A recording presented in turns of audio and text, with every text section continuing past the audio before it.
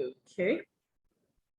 All right, and let me share my screen so we get this underway. All right, so good afternoon again, everybody, and welcome to YWL Summit 2021. I'm really excited for today's session. I've been looking forward to this since last year, and I'll tell you why in a bit. But as usual, we will use the chat box for suggestions, feedback, and then we use a Q&A for any question for today's speaker. And today is episode 5. Can you believe that? So we are almost ending YWL 2021. 2 more sessions to go. A session tomorrow with Crystal. Crystal was my mate in secondary school, and she has an amazing story. So if you haven't registered, please register for Crystal's session tomorrow. And then on Saturday, we'll have a second version of me living with a condition from my friend Fuad. But today we're talking about handling rejection. And with me to do that, it's Micah Obin. I used to call her Obing until I first met her, you know, because she was on every session, on every YWL Summit last year, on each of the sessions. And we had 12 sessions last year. And she always contributed. And at a point, in one of the sessions, she said something, gave a particular feedback. And I responded, looks like you have a story that you need to share.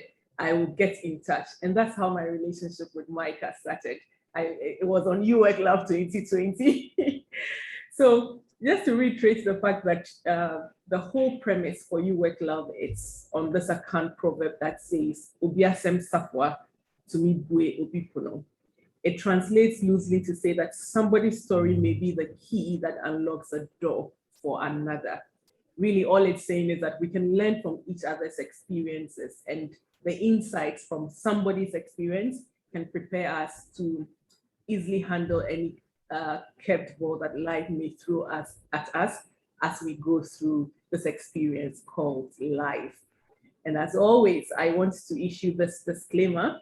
The people who share on this session or on YWL do not come here in their capacities as psychologists, counselors, or psychiatrists.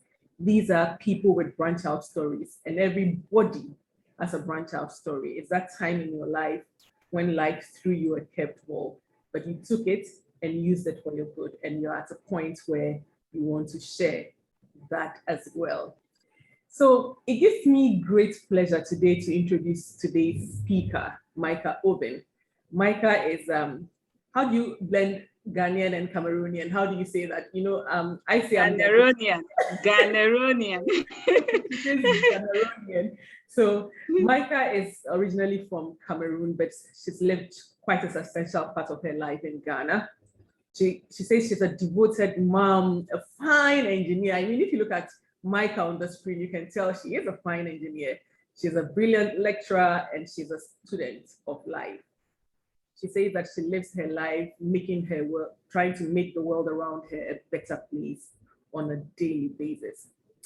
And the fun fact about Micah, she says that because she realized at a point that you won't get people saying to you all the nice things you want to hear, she developed a daily practice where she stands in the mirror and she tells herself those nice things that she wished that people were saying to her. So that's one fun fact about Micah. Micah, it's an honor to welcome you to YWL. And for me, it's interesting because this is something that started on a YWL session as well, you know, and I reached out to her after that. I said, looks like you have a story, let's meet. And when you're ready, let's have you on YWL. And she graciously said yes. And so today, Micah will be speaking to us about handling rejection. And I tell you, she has such a story. So I'm going to stop sharing and hand over to Micah so she can share her screen as well. Ajo, I see you. Good afternoon to you as well. Micah, welcome, and good afternoon from all the participants on the call. Once you share your screen, I'm going to go off so you can own the stage. So over to you, Micah. All right. Thank you so much, Doreen, for that amazing introduction. And I can't stop thanking you for YWL Summit. It was a total blessing to me last year, all the 12 sessions. And I must say that to give me an opportunity to be a part of your birthday, it's something that is quite humbling for me. And trust me, I'm extremely inspired by your generosity and your kindness to give back and help the world around you during your birthday celebration. Thank you indeed for all you do. So I'm just going to share my screen and then we get into the day's conversation. Okay, so the share screen over here. Okay.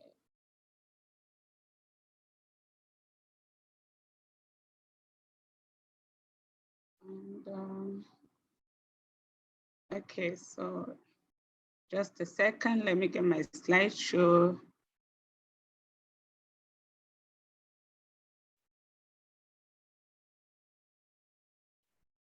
No. So okay, sure, I got it.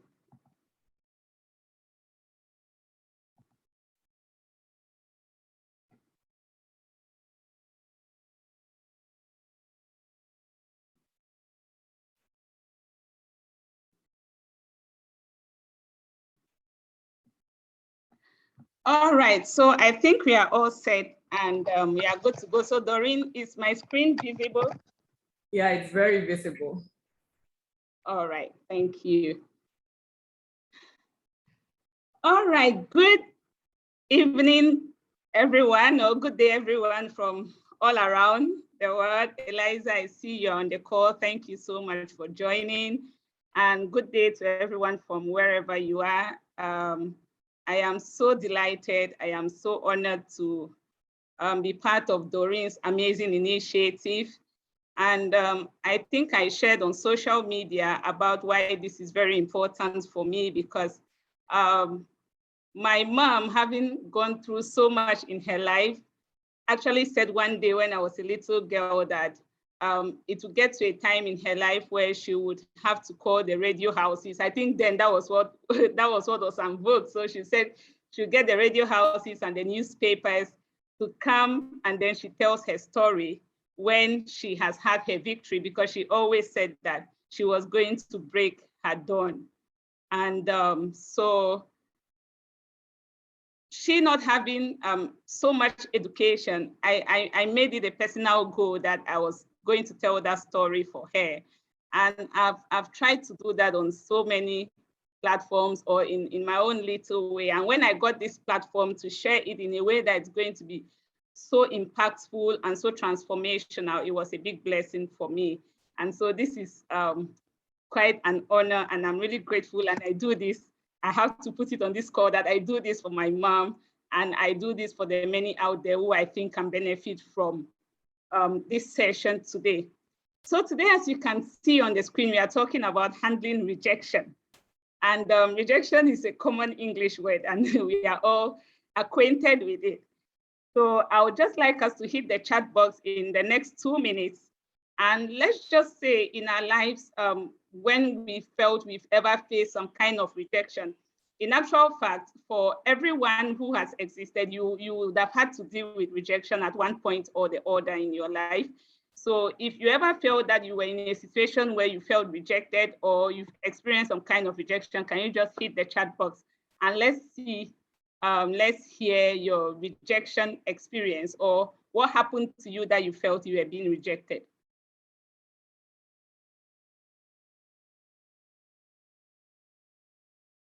So Doreen, if you can just help us as the answers come through. Absolutely. Eliza says job applications.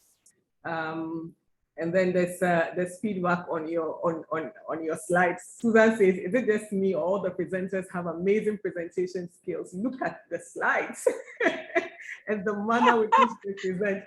So Coach Susan, we have a secret. When you mount the platform and the UWL Lab platform, very soon we'll share that secret with you. That's right. All right. Lady Sarah says, yes, the presentations are awesome. Thank you so much. This one says, every turn and phase in my life. So this person has experienced rejection every turn and phase. This one says, school applications. Ugh, I know that one. Yeah. Ooh. Love relationships dumped on Val's Day. Oh, ooh. Yeah. Job applications, scholarships, relationships. Yeah. Yeah. Thank you so much for sharing. Over to you, Micah. Wow, amazing. I'm actually getting goosebumps listening to all the rejection. But yes, we have all had to deal with rejection at one point or the other. But the rejection that we are focusing on today is the childhood rejection, the rejection of a child by the parents. And unlike every other kind of rejection, as we are going to see as we go along today, this rejection is very particular because when you are rejected this way by your parents, your very foundation is broken. It shakes your very belief and can become a bedrock for every other thing that happens in your life. And so our discussion today focuses on this rejection, and we see how I have walked through it through my story. So I'm going to briefly share my rejection story. Before I get into my rejection story, I want to give a background with my mom's, a quick overview of my mom's life, and then what birthed her vision, then I'll build up with my story. So my mom was this little girl who was the first child of her mom. The mom was the fourth wife in the house. And my mother happened to be the dad's favorite child because she was very brilliant, very intelligent.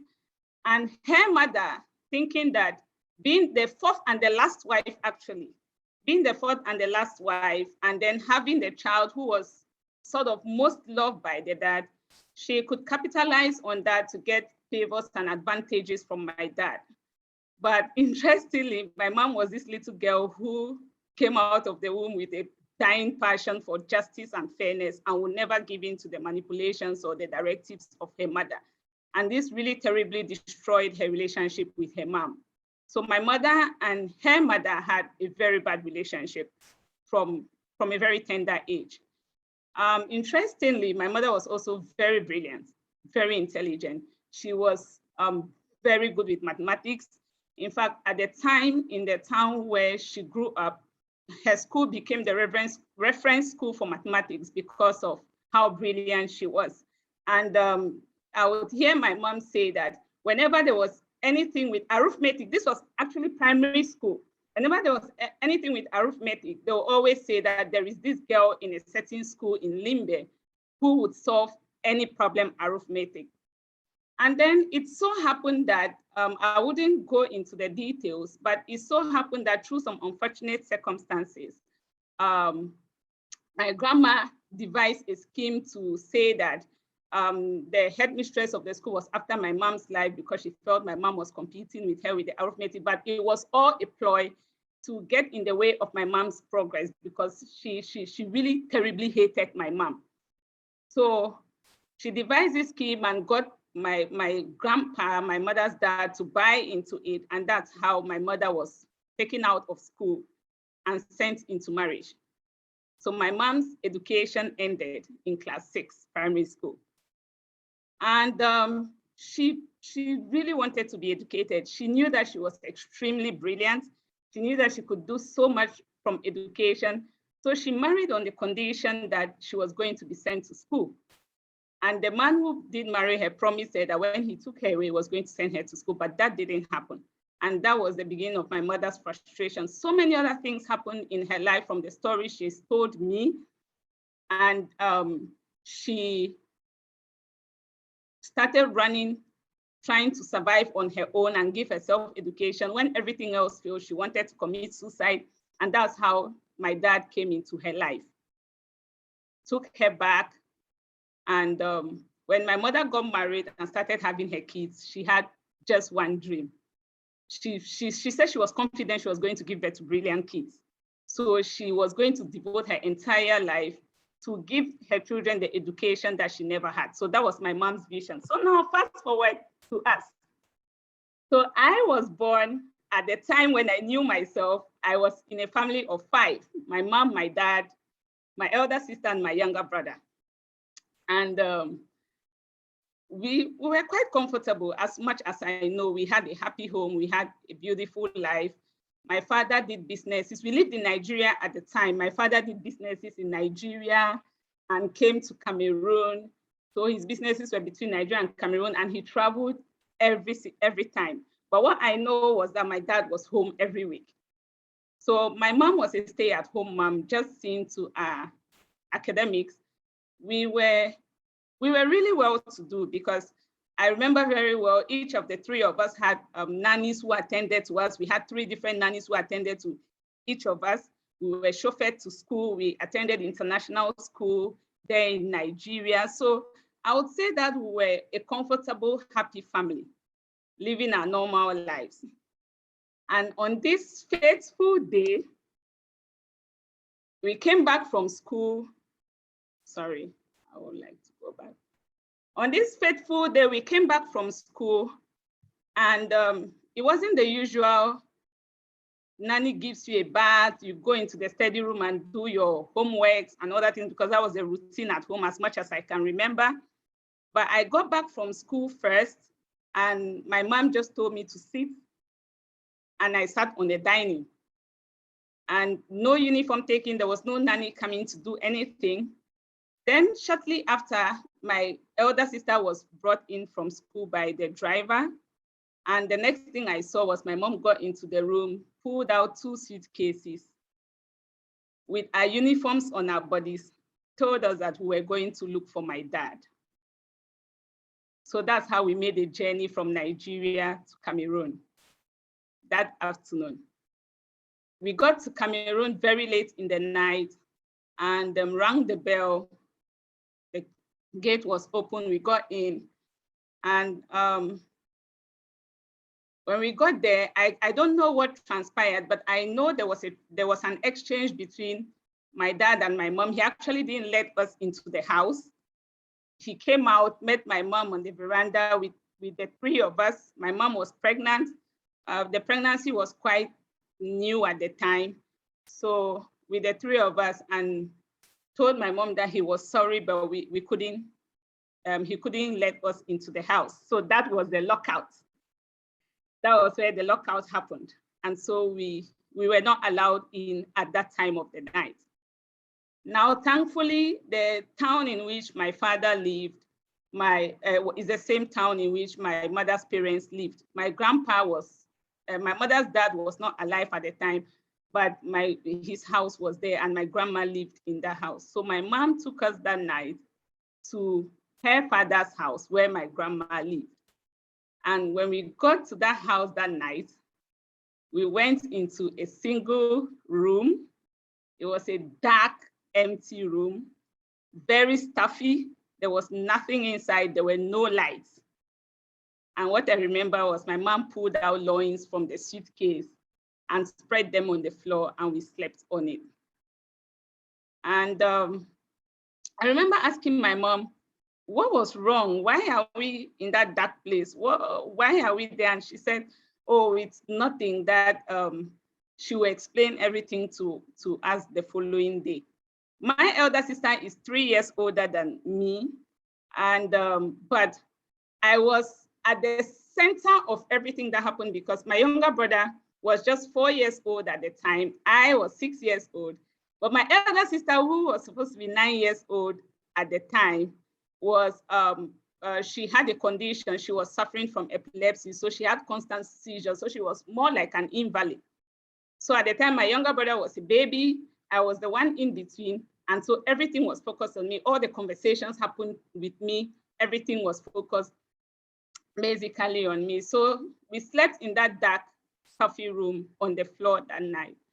And the next day in the morning, my mom woke up, gave us a bath. My grandma would normally wake up very early in the morning and do her stuff around. So what I realized was there was no usual going to introduce us to anyone. like, oh, grandma, these people have come there. The normal thing, we had lived the normal life up to that point. So we've come there and she told us it's her father's house. There was somebody there. There was no introduction. What I know was that she just gave us a bath that morning, took us out. My grandma was there, didn't come to check on us, didn't do anything. She took us out back to my dad's house and went and left us there and left. Then she came back in the afternoon of that day, and my father's concubine, who lived in the house with my dad at the time, had cooked, served the food, served food in a bowl for the three of us and placed it on the floor. It was rice. So she placed it on the floor for us to eat with our hands. So we sat on the floor and were eating with our hands when my mom came back that afternoon. And when she got there and saw us sitting on the floor and eating rice, the three of us from the same bowl with our hands, she went and there was an exchange between she and the lady. I don't know what went on, but what I know is that I saw my mom gave her a slap. So my mom gave her a slap and my dad came out to intervene and got my mother well beaten that afternoon, right in front of us.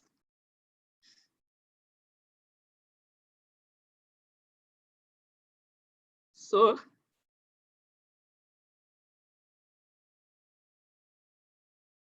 she beat my mom up and told my mom that if she cares for the life of us, she should take us out of his house and never wants to see us again.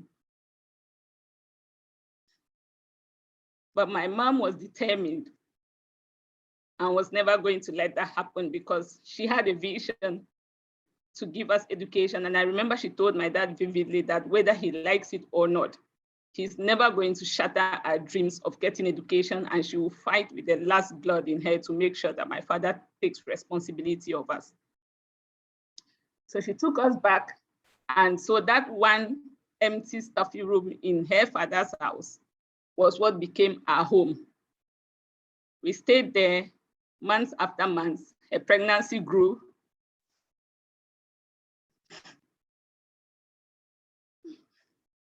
She slept on the floor with that pregnancy and the three of us. And my grandma literally drew a line and said that she never wanted to see us. She actually referred to us as bad luck children. She never wanted to see us around her space. So we lived in that house. We could never go to her kitchen. We could never come close to her. I remember my younger brother, I was like at 6 years old, I think I was a bit mature. I could control myself a little bit at that time, but for my younger brother, there were so many times that she would go around wanting to go to my grandma. Maybe she's holding something and he wants it or something, and my grandma will push him away and just tell him to not come around him at all. So there was a line in that house. We stayed in that one room. There was nowhere to cook. My mom would buy food, and she just kept employing every agency to get my dad to take responsibility of us because she didn't want the dreams of us going to school shattered. From the story that my mom told me, I think at a point, the mother told my mom's sisters, her other children, that if any of them associate with my mom, she's going to disown them. So even though we were in Cameroon where all our relatives stayed, nobody ever came to us. I grew up not knowing relatives or anything. I grew up with my mom and my siblings in that room. So nobody ever came to us. So that became our lives. And then my mom managed and gave birth to my younger brother, the little boy in the third picture under the denouncement. So when she gave birth to that child was born and came to join us to sleep on the floor. If I remember vividly at the time, it was just a student mattress that was on the floor just for the baby to sleep. The rest of us continued sleeping on the floor and continued managing our lives that way. And at one point, she was cashless, out of money, nothing. So we couldn't go to school.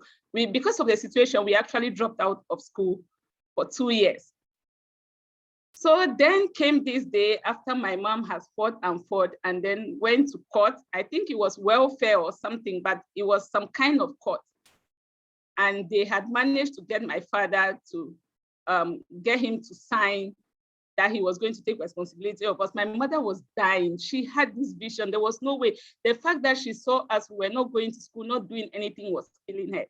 So she needed a solution, and she was going to do everything, and she did everything she could with no one coming to her aid, no one coming to her rescue. So when she went to court that day, obviously my dad had more money, he had more power and influence, and she was a stay-at-home mom, no source of income, nothing. So when they got to court that day, I can still picture everything that went on. I remember I wore a small pink dress and I had a cape. This is like 1 year after the lockout. My younger brother at the time had been born and was 7 months old. And the other boy in the picture is my other younger brother. So this was a day that we got to the courthouse or the welfare house, whatever it was. And they took pictures. I couldn't locate the other pictures, but this picture was taken on that day in court.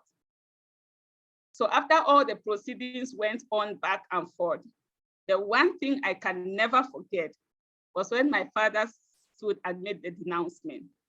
He told the court that they can say all that they want to say. He admits that these children are his children. In fact, along the line, when my mother was pregnant, he said when he left to Cameroon, he can't remember how my mother even got pregnant. So that pregnancy was not for him. And this little boy who stands there is the explicit image of my dad.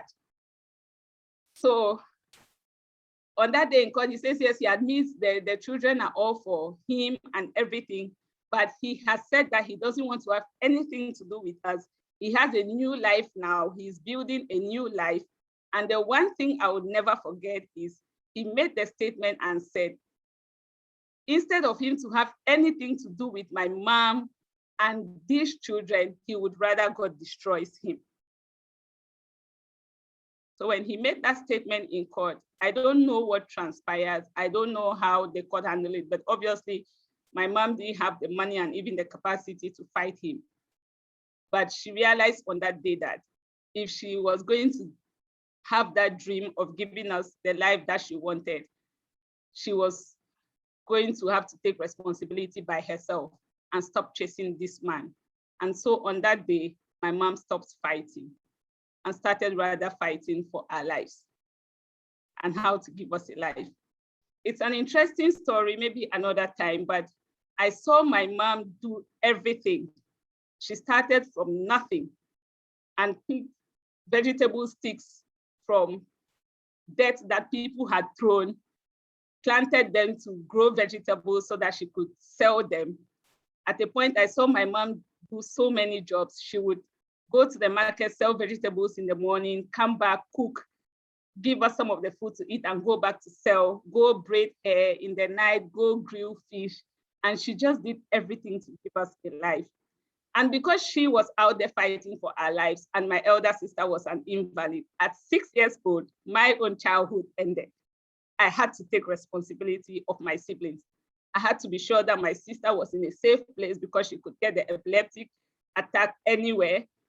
I had to raise my little brother who was just 7 months old at the time.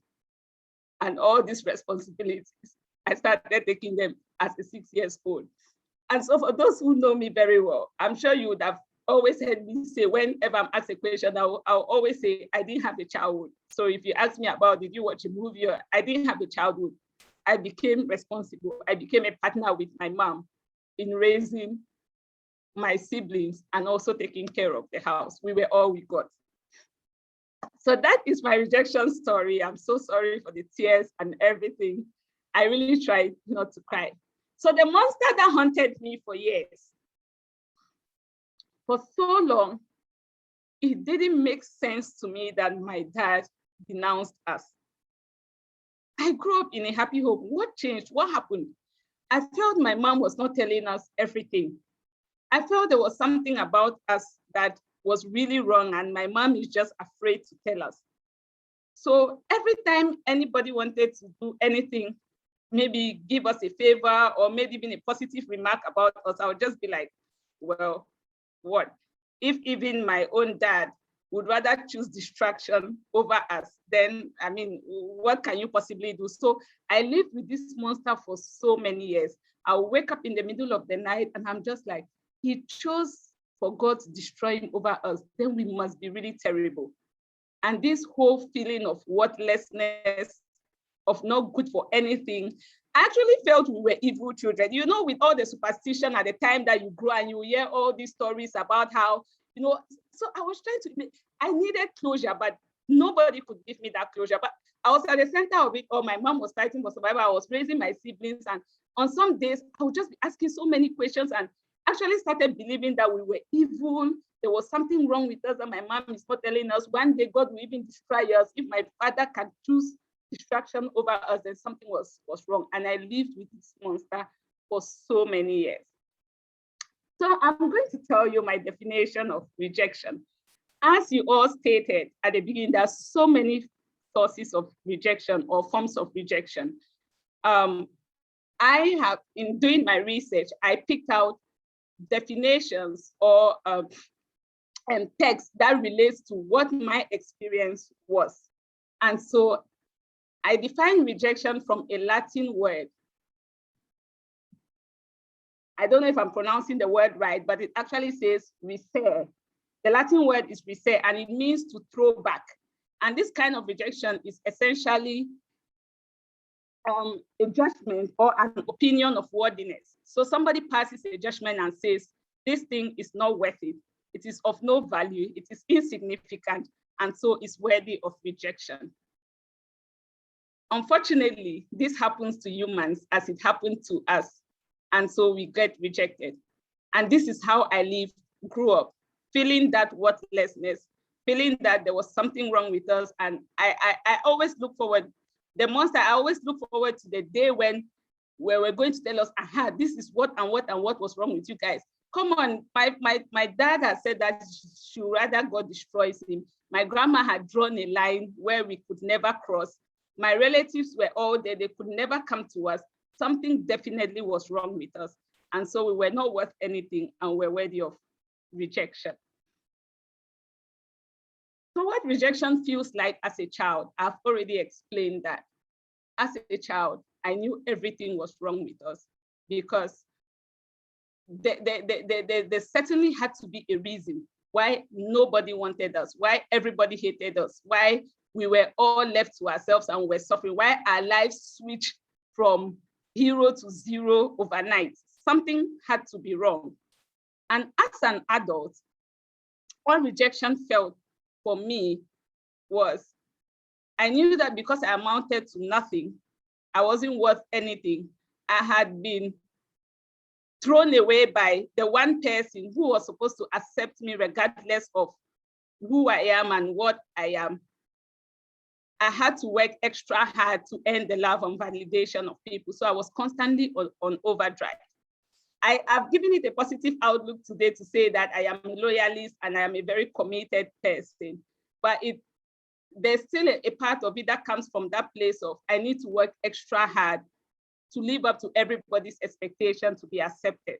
So I could make choices of all these kinds of people in my life and work extremely hard to get acceptance, to get love, and to get validation. So what's my objective? Why do I share my story today? And I'm just going to read what I wrote down.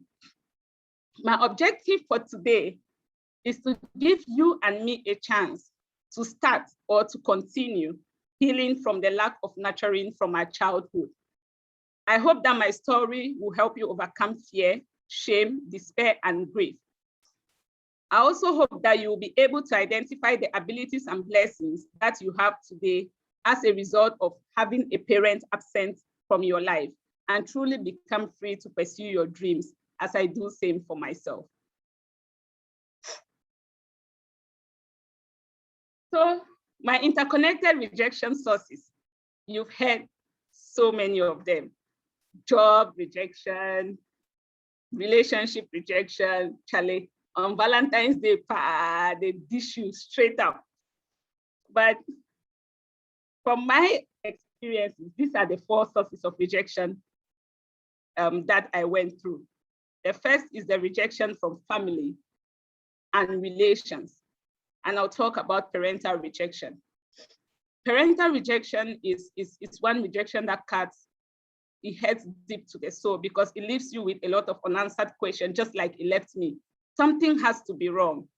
And you almost never find closure because especially when you grow up and realize that there was no reason why you should have been rejected. So it's one form of rejection that really hurts and that's really painful. And I would like to note something for all of us on the call today. Because I didn't want to pass this down even to my own child or children, I have been very particular about rejection. And what I found out is that rejection sometimes, parental rejection sometimes, is not just the physical abandonment of a child.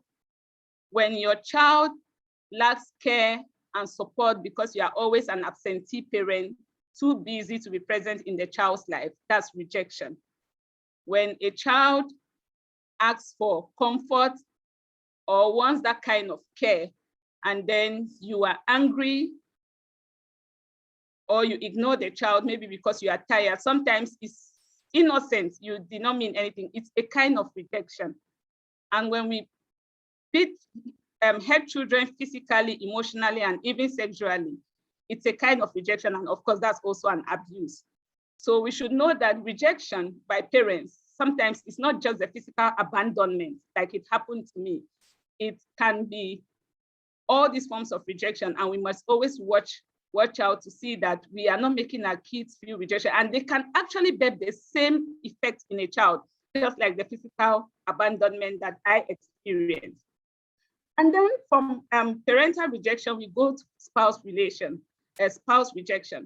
Now, the thing is that when you've been rejected by a parent, you grow up all your life hoping, especially as a lady, looking forward to the day that you get someone that you get married to, and then that person becomes a father figure in your life, gives you all that love and care and comfort that you lacked from a father. And then there you go, another rejection hits you. And this can really bruise your soul and damage you entirely like it did to me. When I was going to get married, I knew that, oh, it was the end. Now I get a chance to live the life that I dreamed of. Now I get a chance to let my mother have a second chance to the life that she wanted for herself. And then boom, another rejection hits you. And I can remember how damaged, bruised, worthless, everything shattered for me when my marriage wasn't working out well. So that is another source of rejection. Then rejection from friends. Now, I've always described myself as a loner, never making friends, which, as we are going to see as we move on, is some of the effects of rejection. Always secluded in my quiet corner. And so throughout my life, I'll always boast of just one friend that I made. And here was I, when my marriage wasn't going well, the one friend I had that I called my sister, that I called my BFF, that I was committed to with all my life, that I had, I mean, she was an amazing person. She is an amazing person by all standards. She was an amazing friend to me, very supportive, very everything. But at the time I needed her the most, when my marriage was breaking down, over religious reasons, she walked out on me and told me that she would never associate herself with someone who chooses divorce because God hates divorce. And so that was another rejection that I faced. And I fondly tell people that I could deal with all the stigma that came with my divorce. But the fact that this friend that I thought was everything I'd had worked out on me is something I would never, same way I don't have closure with the rejection from my dad. It's one thing that I still find difficulty dealing with, that she worked out on me. And that's how rejection from friends can be damaging. And even as parents and guardians, we must always watch out with our kids when they fall out with their friends and everything, how they feel about it, to make sure that they do not feel this effect of rejection. And then it gets worse. When you feel all this worthlessness and feel that nobody wants you, you can actually reject yourself. For me, I wouldn't say that I ever went into abusive, like substance abuse and other damaging effects of self-rejection. But one thing I know was I secluded myself completely from the world. I would not interact. I felt like I wasn't good enough. I don't amount to anything, so I don't associate. So I really just rejected myself. I knew that I didn't amount to anything. Of course, apart from academics, where I did very well. So what are the effects of rejection? So the first effect of rejection is giving in to abusers. So when you face, when you have been rejected in your life, I would like to read something that I wrote. The human mind is in such a way that we tend to choose people or attract people who reinforce how we see ourselves. Okay, so there's that always wanting to be in a place where, be a pity party, and then you attract all these unhealthy people into your life. And that is exactly what happened to me, even with my choice of spouse. Okay, then you become empath and people pleasing. I don't know if I've even successfully dealt with that, because till today, there's that part of me that is always goes into action when I meet anybody. I just feel like I need to do so much to keep this relationship. I need to do so much to live up to the people's expectations. And it can be unhealthy because you can give up of yourself in the process. And then anger and violence. I would like to tell a story, another story over here. So this was me with my rejection, having been abandoned by my dad. And I just, at one point in my life, I developed so much hatred for men and guys. I didn't want to have anything to do with men. I felt like, you know, as I said initially, I was always asking questions. I wanted answers to know, why did he do this, why did he do that to us? And since I wasn't having the answers, I just felt it was because he was a man. And really, there was no one I was having this conversation with. So I had a hatred for men. I didn't want to see a man. And I made a decision that I was never going to let a man be ahead of me. And all of this was internal. I was not having conversations with anyone. It's just what I was processing in my head. So I remember when I went to Form 1 in school, and in the first term of Form 1, I came the 6th in class, and the first in the class was a boy. I was mad. For me, it didn't matter to me if he was a girl, but as long as he was a boy, something was wrong. And I'm like, this boy is crying. Who do they even think they are? Why will a boy be first? I was mad, and I went on overdrive in my studies. And in the second term, as if our class mistress then knew what was on my mind, I was actually the first. And when she came to class that day, she entered the class, and then she said, this term, a girl has beaten a boy. I'm telling you, that statement for a very long time in my childhood was one of the best things I heard. It was so fulfilling. I did not care who the girl was, but to my amazement, that girl was me. And for a very long time, until I started healing, it was one of my biggest achievements, that I beat a boy. And I made sure that throughout my secondary school days, a boy was never ahead of me, never ahead of me. But that's how much I was building anger and resentment towards people who did not do anything to me. So with the anger and violence, you tend to reject the rejection. You fight the people who may or may not be rejecting you for no reason of theirs. So I was rejecting the rejection and saying that these guys will never be ahead of me. And then the other one is withdrawal from others. I never associated with anyone.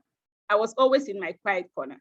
The good thing about it, throughout my school, there's a lot of people saw me as a nerdy little girl, you know, but it wasn't really because I was that nerdy. I was really nerdy, always with my books. But the real reason was that I felt like I didn't fit in anywhere. I felt like, apart from always being first, there was nothing else about me. And really, the only good things that were said in my life was about me was, she's always first, and so what? So you withdraw from others, and then you don't associate. So those are some of the effects of rejection.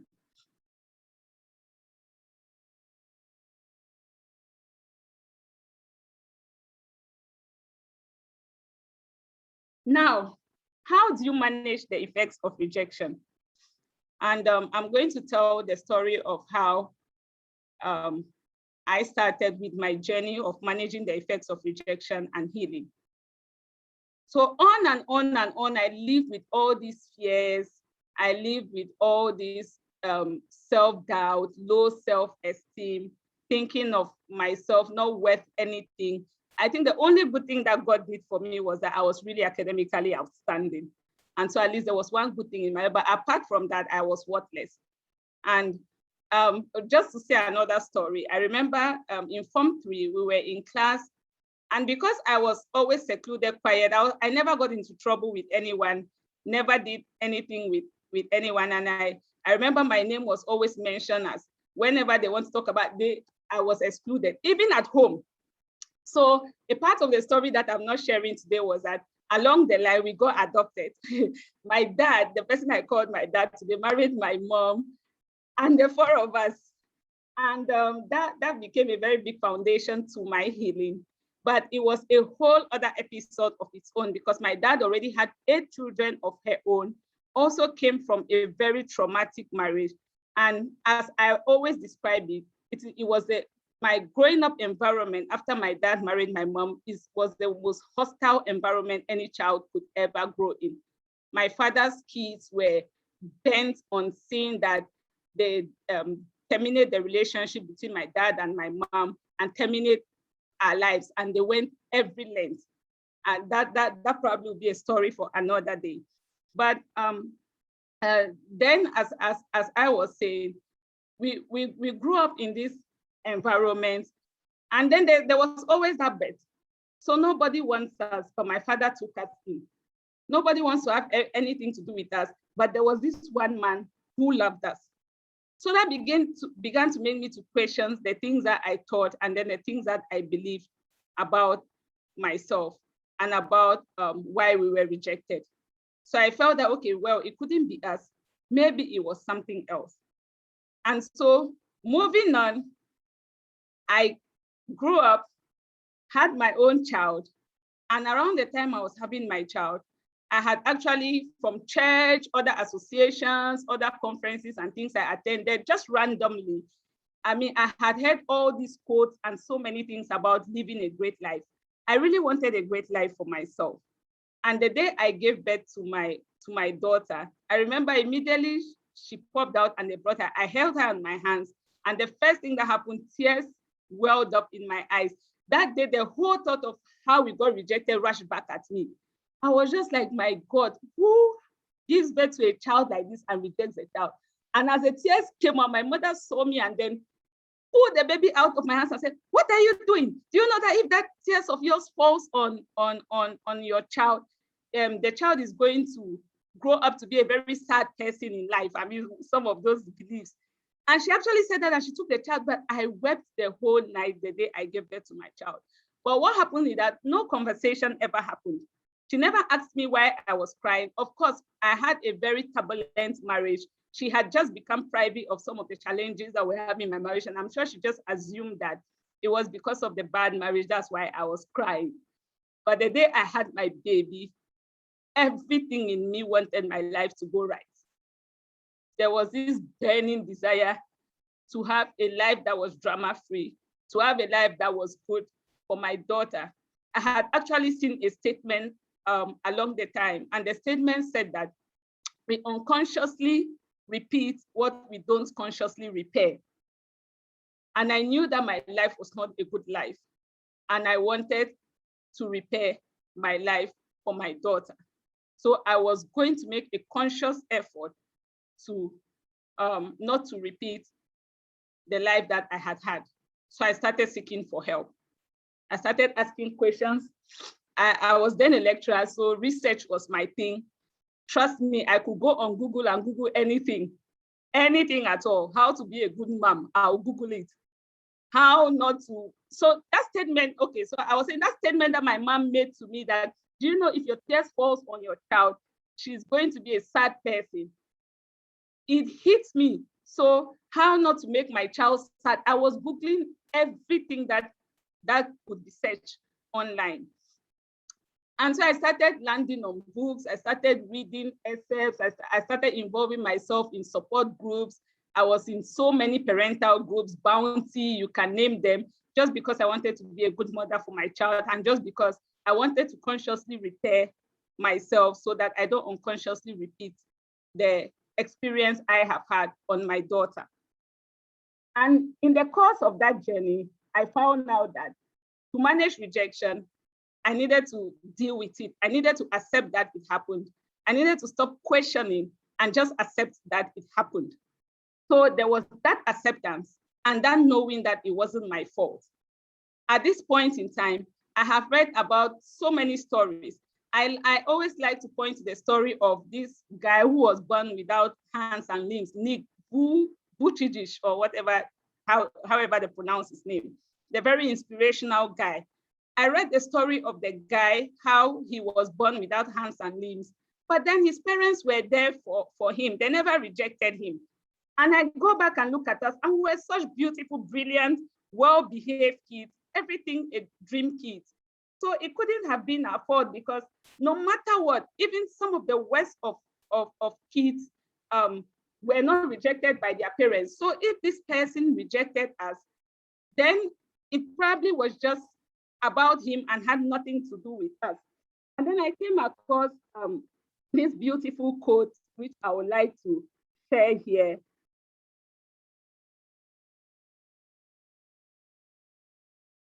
And the quote says that, at your absolute best, you won't be enough for the wrong person. At your worst, you will still be worth the risk for the right person. Regardless of the outcome, you should always feel worthy and enough for yourself. So I accepted that it was all about my dad and his own personal struggles. It was all about his own, the rejection. The reason why he rejected us was a reflection of him and his personal struggles and had nothing to do with us. It wasn't my fault. And I like to say this is a good news about childhood rejection, because, you know, with other forms of rejection, you get to a point where you might think that, oh, maybe my application was not good enough. Maybe I was not brilliant enough. You know, there's some part of you that wants to take responsibility for the rejection. But with childhood rejection, the beauty about it is that you played no role in the rejection. And I said that is the good news of childhood rejection. And that was very liberating for me, knowing that I played no role in the rejection. There's nothing that I ever did that was worth my dad rejecting us. And that acceptance became the bedrock of our healing. And if you're on this call today and you have had to go through childhood rejection, yes, I want you to accept that you played no role, and that's the beauty about this kind of rejection. You played no role in it. There's no part of it. So the only responsibility you have to take now is the responsibility of building the life that you want for yourself, not the responsibility of the rejection. And if you have faced other forms of rejection and you feel that you played a role, we all make mistakes and mistakes happen. And there's no amount of mistake that makes us any less worthy, or that deems us, that makes us any less worthy. So the greater focus now should be on where you want to go to and the life you want to build. And that was what it was for me. So now I had a focus in front of me, just like my mom had the vision for academies. My daughter was there and was a constant reminder that I need to have a good life. There's no two ways. I needed to have a good life. So I accepted it. It wasn't my fault. And then I dealt with the pain. Again, I started seeking counseling. I would contact every support group that I could contact. I remember at one point, everybody was tired of me at Trust Hospital because I was always going there looking for one counselor or the other. Some days I would just walk in there and say, I want to talk to someone, just because I knew that from the kind of childhood that I had, I didn't have enough experience about so many things. So I needed to learn everything that I needed to know to live the kind of life that I needed to have. So with dealing with the pain, one of the key recommended ways is to get support. That really helped me. When I started getting professional advice. In fact, even through filling the forms, I remember when I attended my first counseling session and they filled the forms and there are 15 questionnaires, just reading through the questions, it was already healing for me. Reading through the questions to find out where you fit and what kind of psychological attention that you needed. It was already healing for me. I was already seeing so many things that were the unanswered questions that I had. So yes, getting professional support is very important in dealing with the pain. You can grieve the loss. And I found out that one of the hardest things to do is to grieve the loss of someone who is alive. And that was it for me, because growing up in my childhood, we lived in that town with my dad being there. So many times we would see him in town. And I remember at one point, my mom instructed us that whenever you see him, run. And that was what we were doing. If I was coming back from school and then I was passing someone, I see him anywhere, I would just look for a corner to hide. And it was very traumatic, but you need to grieve that loss. Grieve and admit that, yes, this person could not be there for you. They were not there for you, but you have a life that you are living now. Then sometimes when the feelings well up, you might need an outlet, maybe to vent or someone that you talk to. It's always good to have a trusted friend that you can call on immediately. You may not be able to reach your psychologist or go to professional help at the time, but a trusted friend or relative where you can always talk to when you have, it has worked so well for me, so well for me. I tend to, by virtue of this experience, have older friends in my life who are more responsible, who can always guide and advise and counsel me. And I don't hold back to call them on anything. I just call and then talk, and they are always giving a listening ear. So that also is very important in dealing with the pain. And then sometimes you need to distance yourself from the physical, from the scene. Okay, for us, at one point in time when all was said and done, my father's very good friend then told my mom that there was a need for us to leave the town where my dad lived because it was not healthy for us. Imagine running away when he sees you, when you see the man in town and all of that. So all those things kept coming back. And so he had to move us out of the town that we lived in and took us to another town just to distance ourselves from the pain. And sometimes you need the psychological distance. I also remember that so many times in my life, I still have a picture of that dusty, dark, stuffy room that we slept in. And when I watch movies or pass through areas where I see houses in that kind of condition, I just start crying. And so for some time, I avoided areas and localities that brought back that pain for me. So sometimes you also need to look for those things that can trigger, and then you distance yourself from it. Then another way of dealing with the pain is prioritize self-care. If you are involved in taking care of yourself, your mental health, your physical health, exercising, you really just get really positive about how you feel about yourself and the pain, and it can really help. Then the next effect of how to manage the effects of rejection is forgiveness. Trust me, I can spend the whole day to talk about this. Forgiveness is the key thing in dealing with rejection. If we do not forgive, you will never get that glorious life that you had. And that was it for me, because I always told myself that I will never have anything to do with him. I will never forgive him. He was never there for us. I don't have anything to do with him. But I was transferring that pain and that anger and that unforgiveness, and it was reflecting in every other thing in my life, until I realized that I needed to forgive. And I'll just read a quote that I wrote down here. Forgiveness doesn't change the past, but it does enhance the future. And for me in my journey, I realized there were 4 people I needed to forgive. I needed to forgive my dad. And at one point, at the end of this slide, in the next few slides, you'll see I've put the forgiveness affirmations there. It was all research, recommendations from psychologists and therapists. And I got books recommended to me that I read. And then I saw steps that I needed to take to completely let go of my dad. In fact, along the line, still in search of this healing and journey, I met amazing people. That's how I met Catherine Ingman.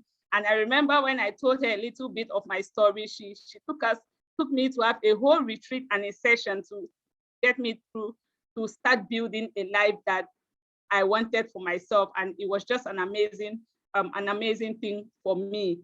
So we really need to forgive. And the 4 people, one was my parents. I needed to let my dad go. I needed to let my grandma go. I needed to let all of them go. So I had to forgive them. And then you have to forgive everyone else. There was a point in my life, even till that, I still say it, that no matter what, my aunties, they did not have to heal to their mom's threat of disowning them because they were adults. So the fact that they abandoned us and left us stay and suffer was their choice. And so there was that hate and resentment towards them. But I had to let them go and forgive them as well. And then organizations and institutions, trust me, I hated the court. I remember on the day that when I had to go to court for my divorce, on the first day that we had to attend a proceeding, as I stepped foot at the gate of the court, tears, my whole dress was soaked in tears. The whole image of that, this unjust organization that would never give fairness, how could a court be there and watch my dad denounce us just because he had more money? I hated everything law. But I needed to let it go, because if I wanted a good life for myself, holding on to resentment was just keeping myself in that prison. So I had to forgive the institution and the organization. So in your journey of rejection, if anyone had played a role, then you had to let that organization as well go. Then finally, you have to forgive yourself.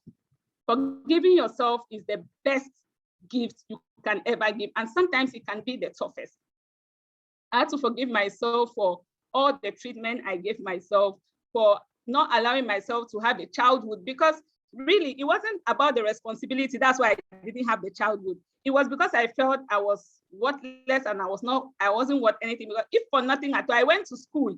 There were break times, kids went out to play, but I didn't go out to play. I had to forgive myself and then let everything go. And I'm just going to read this that I read during my journey of forgiveness. It says, forgiveness, and especially self-forgiveness, is the greatest gift you could possibly give yourself. It is love's toughest work, biggest risk, and the most difficult trick in the whole bag of human relationship, but it is the most essential.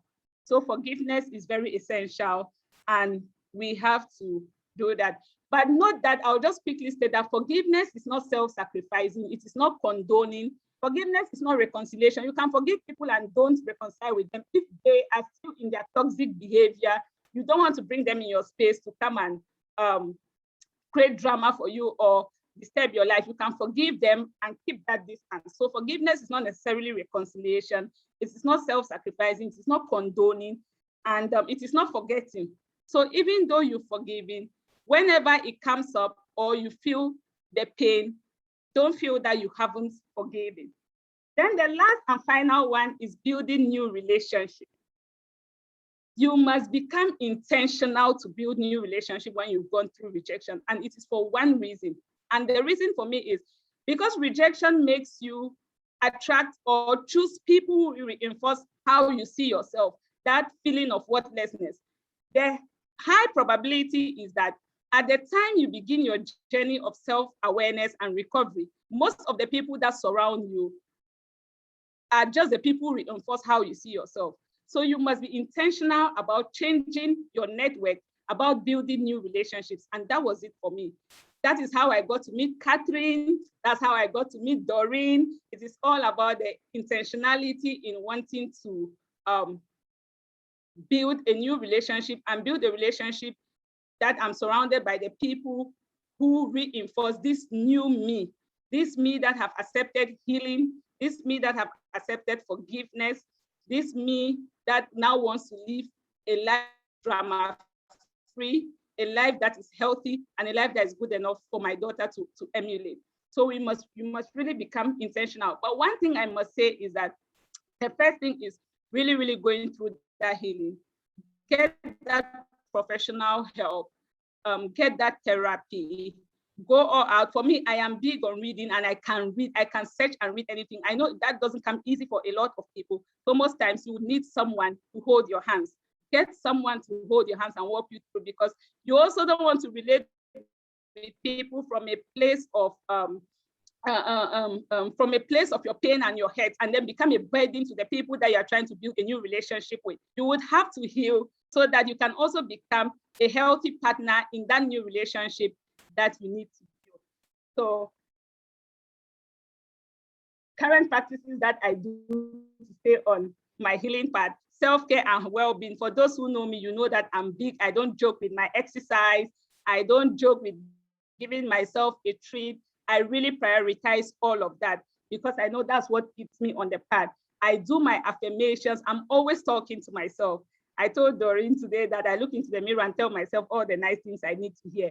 I count my blessings. This is one thing that has really helped me.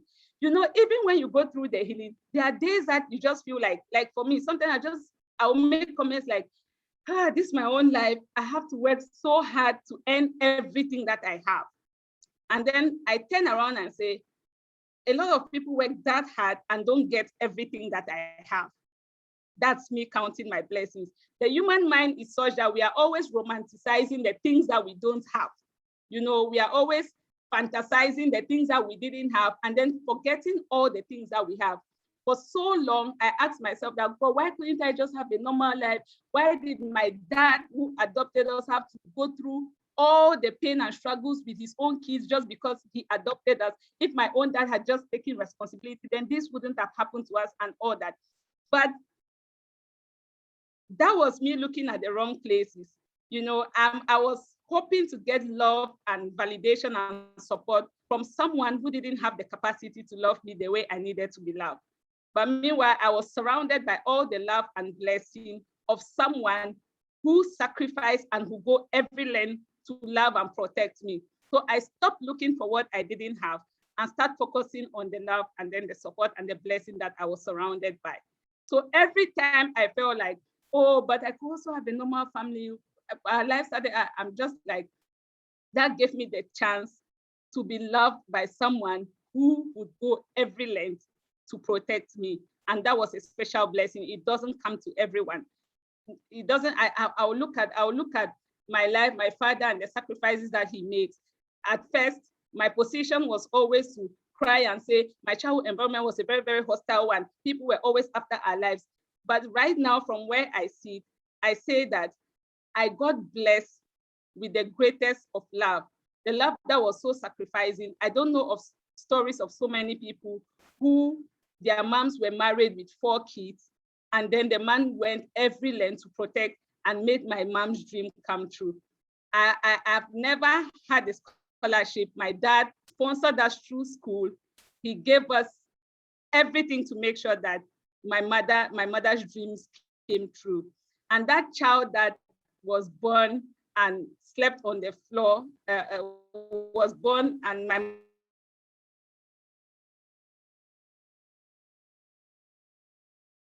surrounded by. And so I have to have a real talk with myself every day to stop fantasizing the things that I didn't have and start focusing on the blessings that I was surrounded by. And then reading personal development and self-help books. I cannot emphasize this enough.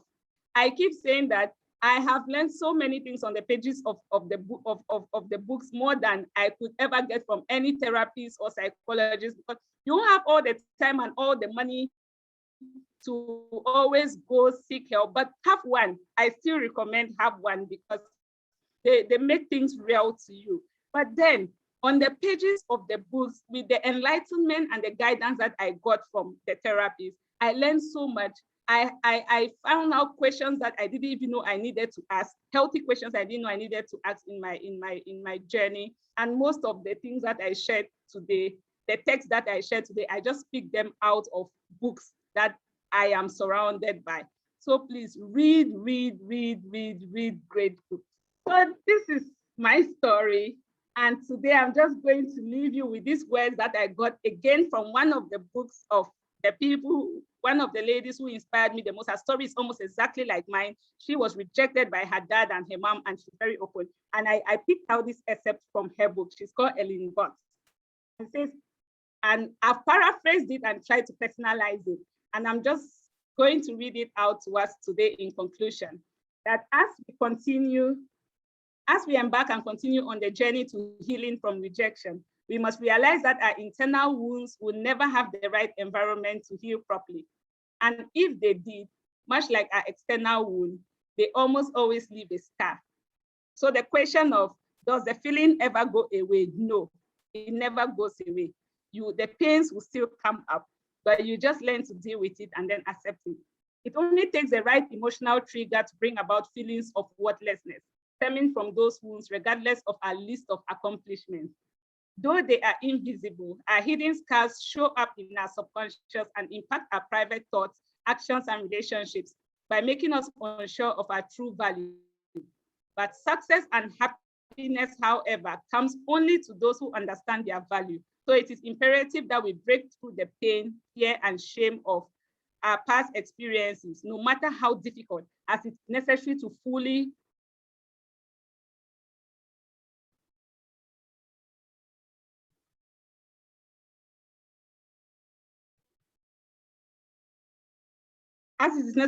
fully rediscover our worth.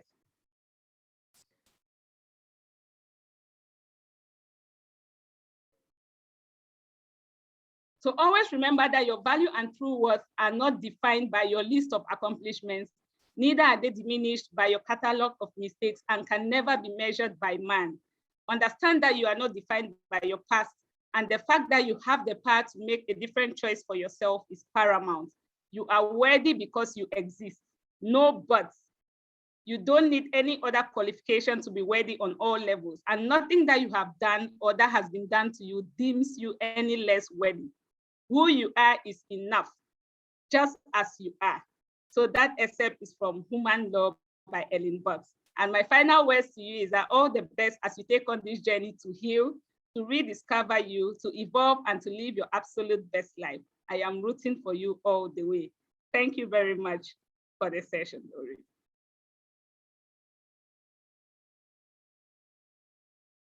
So I've left some affirmations and declarations here. Doreen is going to upload them on YouTube. You can always look at them, or for those who watch later, you can always use these affirmations. They've been very helpful for me, and I just thought that I should put them on the slide. Thank you so much for the time. Doreen, over to you. What an amazing story, Micah.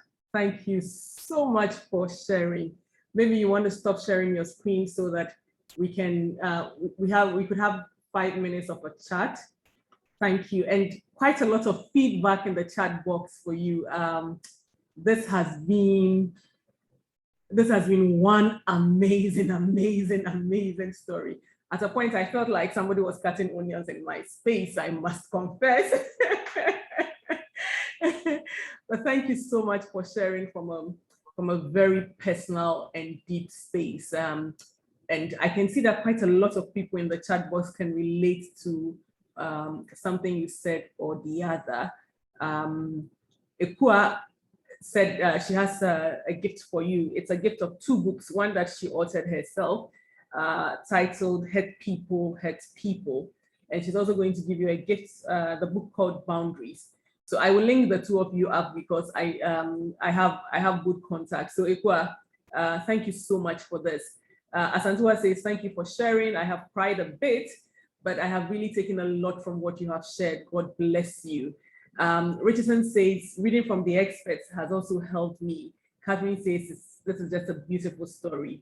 And Margaret, thank you for joining from Kenya as well. She says, excellent lessons, first time session, and I have really learned a lot. Joining from Kenya, do come back. We have a session tomorrow and the last session on Saturday as well. Micah, thank you so much. The affirmations, I wrote down quite a few things from what you said. We unconsciously repeat what we don't consciously repair. And that's deep. That's deep. And I love the one you said as well, that you said, at your absolute best, you still won't be enough for the wrong person. Thank you so much for that.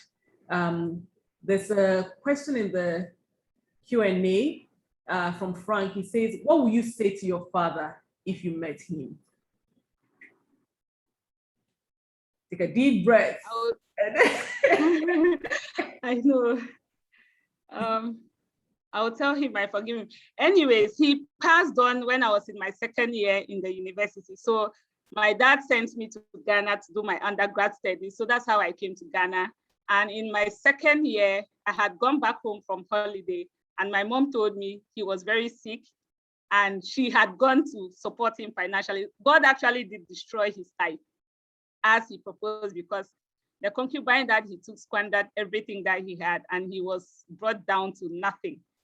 And at the point before he passed on, he couldn't even afford hospital bills. And my mom actually went to support him. I must say that my mother also played a very big role in my recovery, because she always spoke love. I've never seen my mother bitter, never bitter for once, never spoken to us about bitterness or anything. So if I met him today, from where I see it, I'll tell him that I understand that what he did at the time he did to us was the best he could do. And I just pray that he finds the strength to become a better version of himself. Thank you so much for that. Thank you. And you said at one point that there are some things that we would probably never receive closure from. Instructive for me was also when you said sometimes you need to grieve the loss of someone who is alive. That was deep. I'm like, ooh. But thank you so much for sharing your story with us today. Quite a lot of Catherine says your mom, wow, your mom is amazing. She's wonderful. Yeah, going back to support was, she just tells the kind of person that she is. So thank you so much. If there's any question from anybody, you can raise your hand and ask your question as well. Otherwise, Richardson says some of us had mom and dad in an auntie who always spoke love to us. Absolutely, yes. Sometimes the love, the mom and dad will come from somebody else. I think I read a comment from Iku as well. She said, you were actually lucky to have your mom. In her case, her mom felt that she had come to destroy her life. Like I keep saying, we all do have branch out stories. Life, Stefan put it nicely, sometimes things happen from choices we make, sometimes choices other people make that we are involved in, and sometimes acts of nature.